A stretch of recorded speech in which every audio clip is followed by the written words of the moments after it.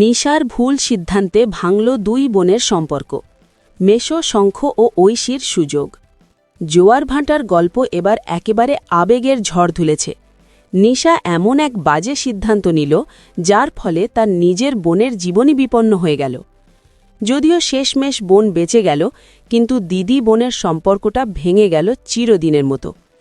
নিশার জন্য জেল খাটা এখন অবশ্যম্ভাবী, কিন্তু আসল ধাক্কা হল দুই বোনের সম্পর্কের মৃত্যু।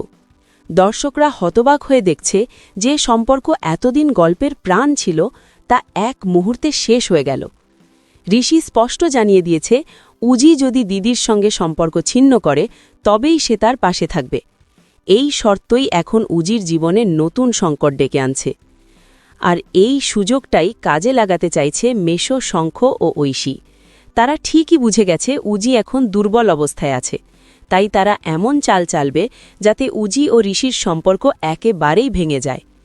ব্যানার্জি বাড়ির সবাইও আদালতের ঘটনার পর সহজেই বিশ্বাস করে নেবে যে গুলিটা নিশাই চালিয়েছিল।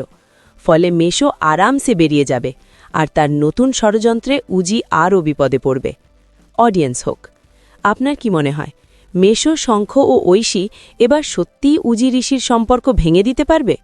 নিশার ভুল সিদ্ধান্ত কি শুধু তার জীবন নয়, উজির জীবনকেও ধ্বংস করে দেবে? আর উজি কি কোনোদিন আবার দিদির সাপোর্ট ফিরে পাবে? দেখুন জোয়ার ভাটা প্রতিদিন রাত ৮টা ৩০-এ শুধুমাত্র জি বাংলায়। আর যদি চান সব আপডেট সবার আগে পেতে, তাহলে অবশ্যই আমাদের চ্যানেলটি সাবস্ক্রাইব করে নিন।